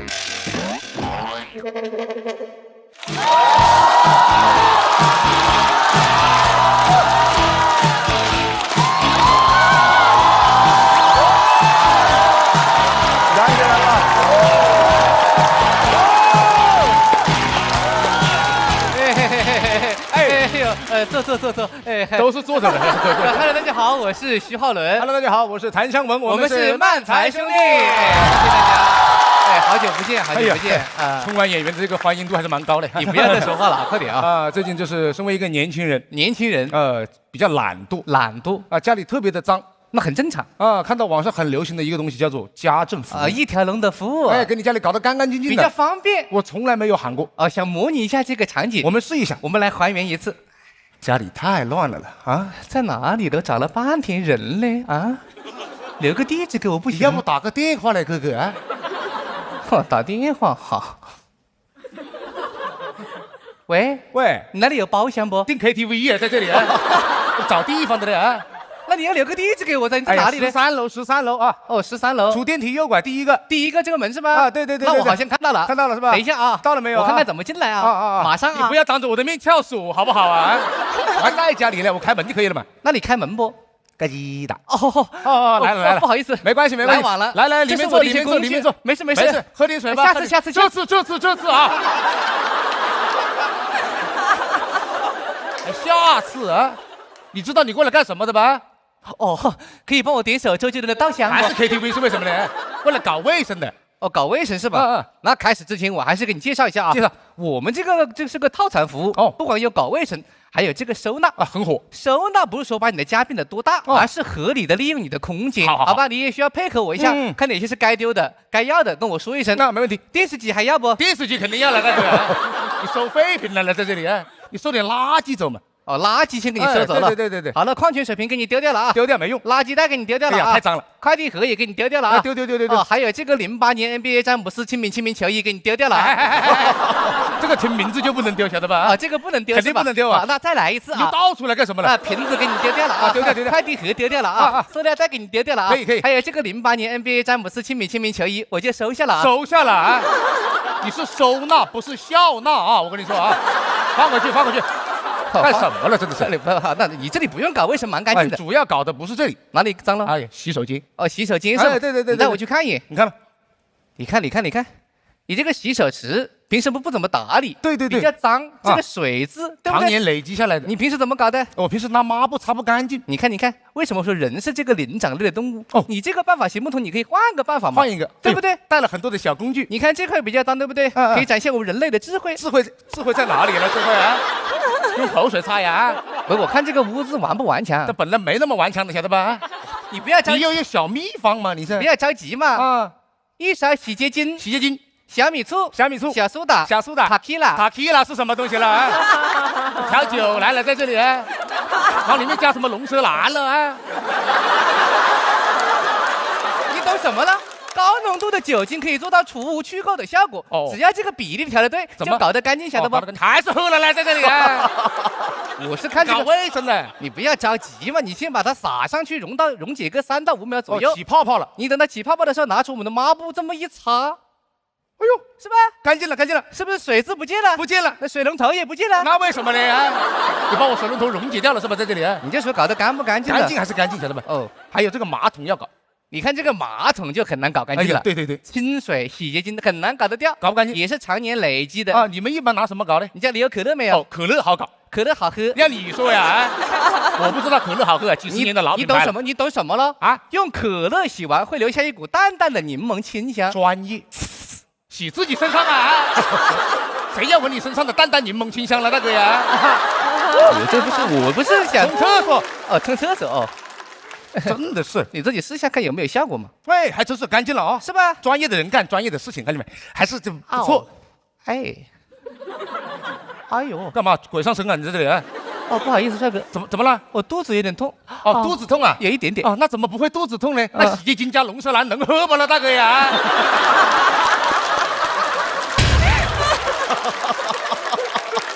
肚子痛，来上厕所，快！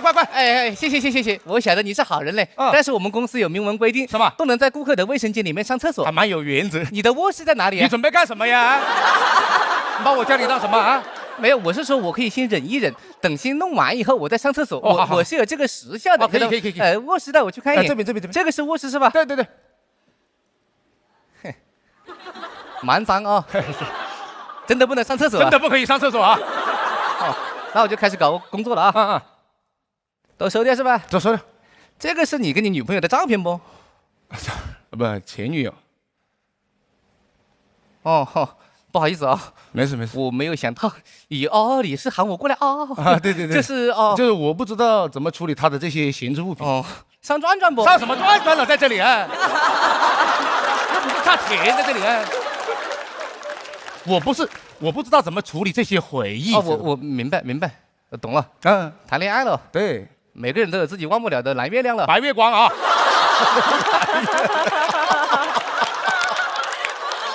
有病啊你啊！我买那么多洗衣液干什么了？就是我理解了，那这个照片我就看了丢掉。你不会舍不得吧？那丢掉。哎呦！我就晓得你没有忘记他，我就晓得你的心里得是他，我就晓得你的心里压根就没有我。我心里肯定没有你，晓得吧？我才认识你多久了，心里有你？不是我，这个照片哦，我懂，就是想留不想留了。你告诉你个好办法，什么？电视剧看过没有？看过。拿把剪刀给我，小妙招啊！哦，对，这是给你剪了个刘海。修什么刘海了，在这里啊？神经病啊，你这！不应该把人剪开吗？他是把人剪开了啊！对，太急了，来留一半啊！把脑袋跟身体剪开有什么用啦？照片没用了，丢了啊！那就好了，就是清除回忆了啊！对，跟他有关的都不要是吧？不要了。这个手表是他送我的，那我就拿走了啊！拿走干什么啊？又在这里笑纳是吧？在这里啊！你放过去这个手表，你自己说要断舍离。手表我喜欢，我也喜欢了。你喜欢有什么用了啊？你喜欢是我的东西的。好了，这个不要了。你还买得起钻戒啊？你这个钻戒是当时准备求婚，我晓得。然后后面吵架，牌子货啊，对，限量款的啊，是，一个人只能订10次。我搞批发呀，我在这里啊，我婚姻生活蛮不幸福的，知道吧？每个人只能订1枚的，知道吧？放那。这个你都不能拿走是吧？不动了。帅哥，你要这么搞，我就不想搞卫生了。这怎么回事？为什么？那不是我的问题嘛？你这房子搞得再干净，你也不会开心。你那属于是心脏。我心脏啊！你这是你这自己心里那个情绪没有处理好，你找搞不好结的有什么用嘞？不是跟你说，你这种情况我真的是见的太多了。见得多吗？你头2天我也见到一个，也是说什么情侣要分手的，上午说把东西搬走，晚上又给他搬回来，2个人和好了，好麻烦。还有头1天说什么把东西烧掉，结果下午跟他去买了个一模一样的也搬回来了，也是和好了。还有什么分手要跟我谈恋爱的？那凭什么呢啊？你魅力蛮大，也跟你谈恋爱啊？我的意思就是说，你这种情况找我没有用，你不如处理好自己的情绪，你去找他去算了。我怎么找他嘛？啊，所有的联系方式都已经删完了，这个人已经从我的世界里面消失了，知道吧？话不要说的那么绝对，别给自己留遗憾。你要不开门看看门口站的是谁呢？别搞了，你这人生只有一次。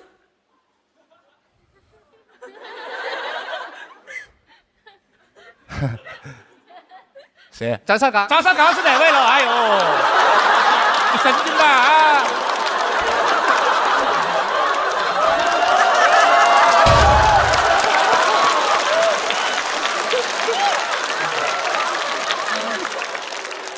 你放个主持人放我家门口干什么了？你啊！我把喊他过来。哎呀，我的意思，好晓得了，你肯定是有话要对他说。我肯定有话对他讲啊！你要说就说出来嘛。我对谁人都不在这里啊！你要不对我说的？我怎么带入得进去了？你去想一想，我也是为了你好，你对我都说不出口，你倒是对他，你怎么办呢？我肯定对你说不出口，你这个你这个，你进得蛮快的，在这里啊。我知道我们2个肯定是存在一点的问题，就是我当时不知道吵架以后你离家出走再也不回来了，我不晓得是这个结局，知道吧？你有什么想说的没有？我真的是没关系，没关系。我觉得我们的感情，我觉得我们的感情没关系啊，好像跳楼机。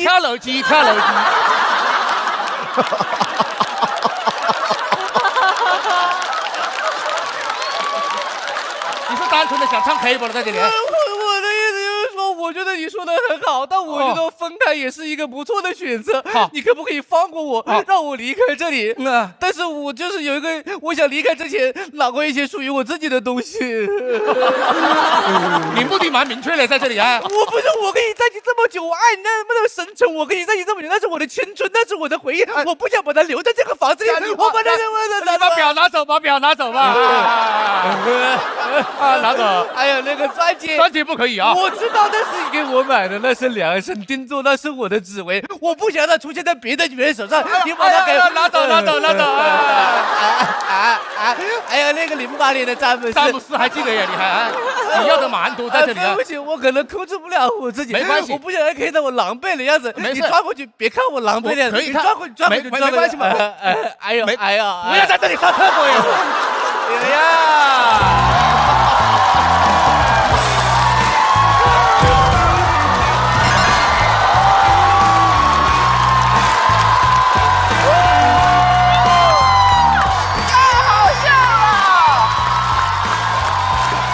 冠军出品，没有办法，第三强。来，各位现场的朋友，锁票倒计时，再次掌声送给漫才兄弟。就是我为什么会出现呢？哇，你那个是最炸的梗，我能乐半年那块儿。就是我觉得把你放进去还蛮搞笑的。都是他的单人发言啊，跟张老师跟我没有关系啊，是不是？哎，我一直在盼着那能出现个什么，因为前面他们一直在回忆，我在回忆他之前前面应该出现过什么人物，他也许会反这个梗，结果正好让我看过，是绝对想不到的，太有意思了那块儿。完全不按常理出牌。对，剪刘海那块我拍的啊，没事剪刘海干嘛？你是剪刘海那块拍的？我是说到张绍刚老师的时候拍的，那个也很飞。我想问一下，为什么春春最后拍？我觉得他们的表演我一定会拍，早晚我觉得也没有太大的区别啊，所以我就是干脆看完再拍。我们上一次见面是在春晚。是，然后我在台侧看他们表演，我就猫在那儿看啊，然后特别开心。后来我记得我有跟你们说话，有，怎么回事？对，我发现他的所有行动线里面都没有我嘞，没有嘞，都没有出现过，没有，我们一起的出来，然后李宇春老师说特别喜欢我，李宇春老师说特别喜欢我，喜欢我，好，可以。我们那个节目，然后我说我特别喜欢您的我的心里这样那么觉得。从节目结束到现在这1年的时间，重新又回到这个舞台上，你们现在身上其实负担比去年重，因为去年是完全的轻装上阵，但是今年呢，首先背负着上了春晚，其次呢又是去年的冠军，所以你们今年为什么仍然选择继续来重新赛？我再要我来的。我觉得就是可能我还是有点事情没做完，就想过来再玩一玩，类似这种东西。就是可能因为第1年嘛，就可能大家还不是那么认识我们，不是那么认可我们。对，认可我们，我就想了，还是来这里也可以跟老师们一起玩啊。其实我是你们的铁杆粉丝，所以刚开始说实话，头2、3分钟。我有一点害怕，啊，怕啥？就是头2、3分钟不够精神病。我说上一届冠军不会这次首秀也砸了吧？我就很害怕。后来你们彻底发作了以后，我就放心了。我是他们俩特别忠实的粉丝，所以我在小红书上关注他们，然后他们所有的视频我基本都刷了，所以小红书不断的给我推他们俩。我其实特别希望他们能够成为脱口秀的那种流量偶像式的明星，他们是具备这样的能力，而且他们也很年轻，而且形象特别可爱。我们俩，别人说什么露出姨母般的微笑，我特别明白，就每次我看他们俩，我就会露出那个所谓姨母般的微笑。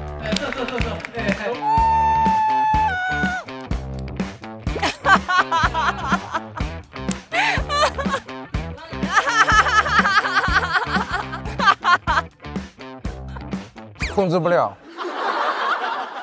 现在他们已经是上半场的最后一组选手，仍然能够用这种方法炸场。再次把掌声献给所有的观众以及漫才兄弟。厉害！也请小雪回到舞台。我们先来看一下，笑团给出来的票数差其实不多，现场观众最后给出的票数是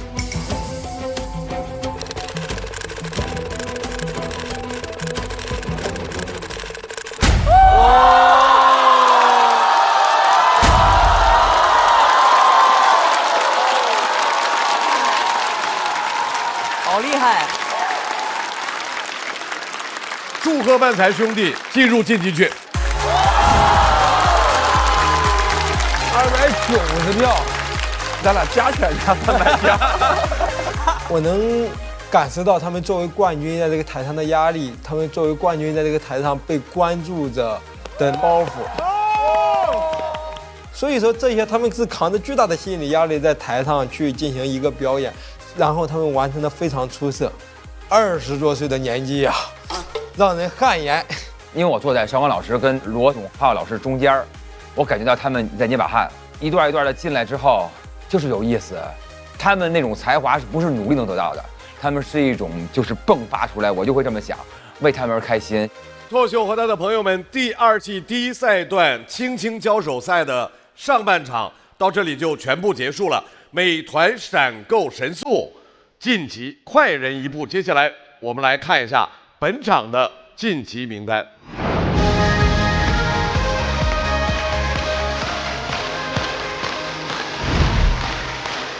再次恭喜目前全部晋级的演员，希望观众朋友通过他们的表演，也可以找到自己和生活交手的方式。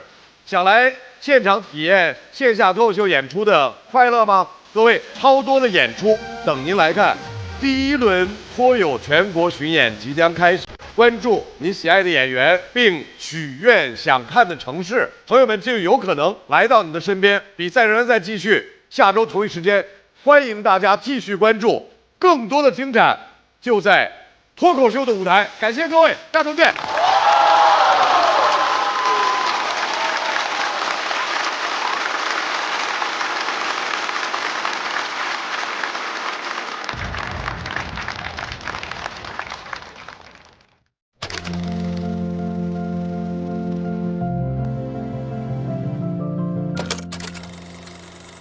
我叫何广智，中间那个字儿就是我的辈分，村里面都这么叫，就是何广什么什么。秋瑞这个名字是我爸妈给我起的，取一个瑞雪兆丰年的寓意。帕兹利亚是我的名字，帕兹利亚在维语里面应该就是品德高尚，有点类似于四十六式维吾德心里面那个德行的意思。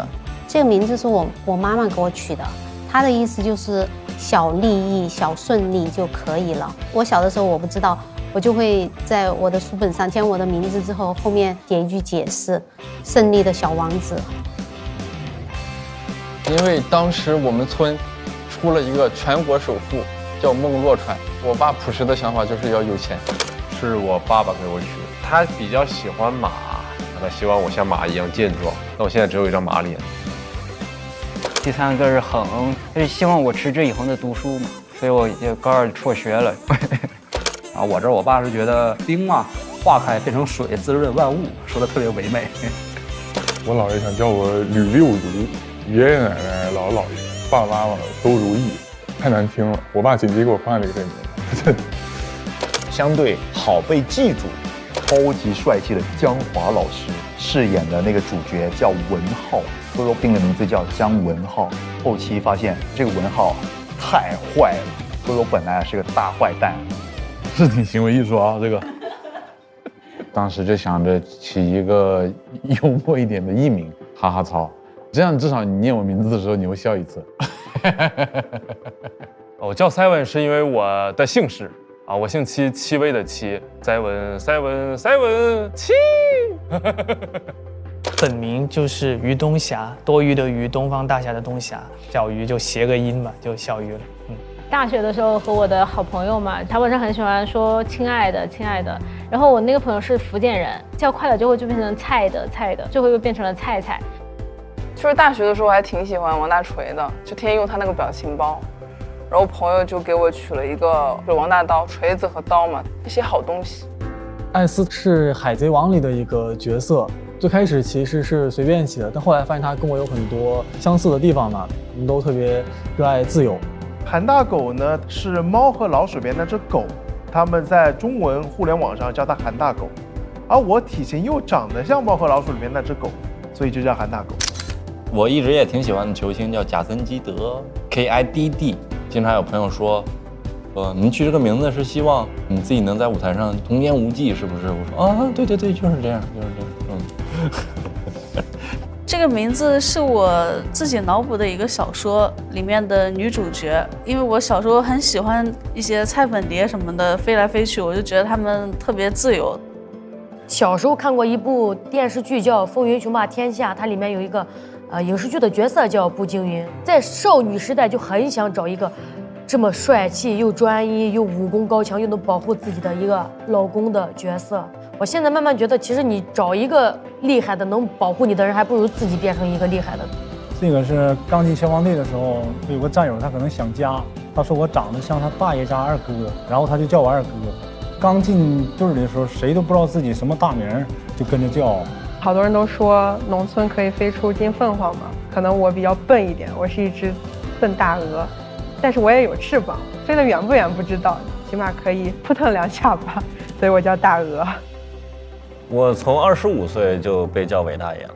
因为我那个时候在电台听我的声音，觉得这个声音感觉像一个40、50岁的大爷。Hello， 大家好，您现在收听到的是刷刷朋友圈，我是你们的老朋友伟大爷。我喜欢这个名字啊。小时候这个名字你平平无奇，你岁数越大，这个名字越显你年轻。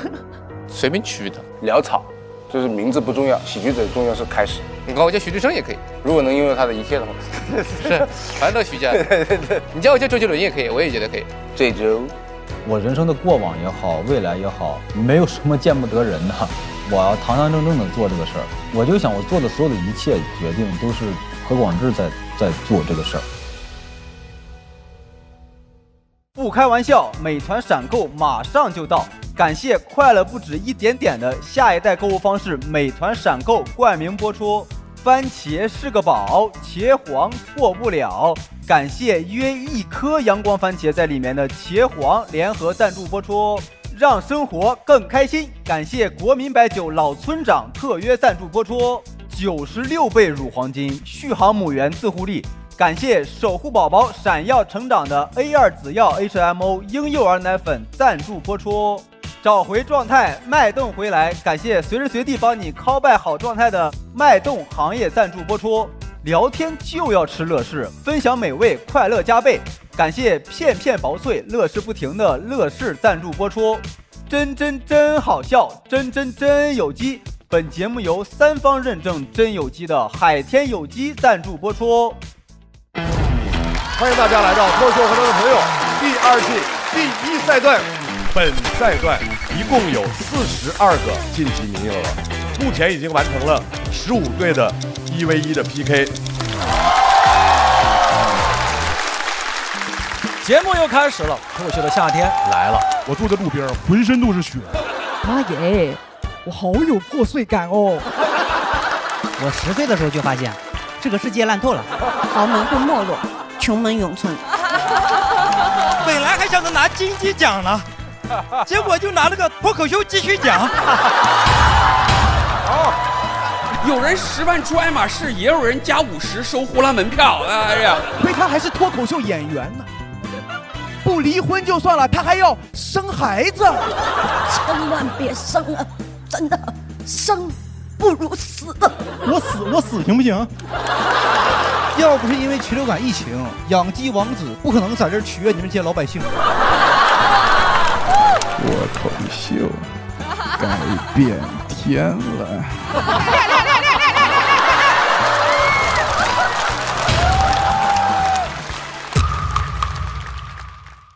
欢迎大家来到朋友们和他的脱口秀第2季。第一次陆小慧是全体女演员的阵容。上桌了耶！所以你们来都是交朋友的是吧？就你来比赛的对吧？赛前唯一愁的是妆造。小丽姐看春春眼神都拉丝了，都。难怪要搞传单。大刀，你不知道你在台上赢的时候，你有一位朋友在关键间已经疯了。非常激动，替你开心。你有没有感觉到女演员们会互相给力量？我看了大刀之后，我就获得了一些力量，真好。接下来我们要做一个游戏，朋友们眼里的标签。我自己吧，1个字：傻、矮、狠、慢、最闷。没有，不对，那姐就没好话了，傻呆木智、愚蠢，这么恨吗？你可猜出来了，可以啊！今天真的是聊得太开心了，希望舞台上有越来越多稀奇古怪的女演员。不开玩笑，美团闪购马上就到，感谢30分钟好货到手的美团闪购冠名播出。番茄是个宝，茄皇错不了，感谢约一颗阳光番茄在里面的茄皇联合赞助播出。让生活更开心，感谢国民白酒老村长特约赞助播出。96倍乳黄金续航母源自护力，感谢守护宝宝闪耀成长的 A2 紫药 HMO 婴幼儿奶粉赞助播出。找回状态，脉动回来，感谢随时随地帮你 call back 好状态的脉动行业赞助播出。聊天吃乐事，分享更快乐，本节目由片片薄脆乐事不停的乐事赞助播出。真好笑，真有机，本节目由3方认证真有机的海天有机赞助播出。脱口秀和他的朋友们第2季，每周5、周6中午12点更新，会员抢先看1周；衍生节目《朋友们的脱口秀》每周1、12点更新，加更版周2、12点更新，加更衍生 SVIP 抢先看1天，还有超多幕后视频不定期掉落，记得准时追更哦。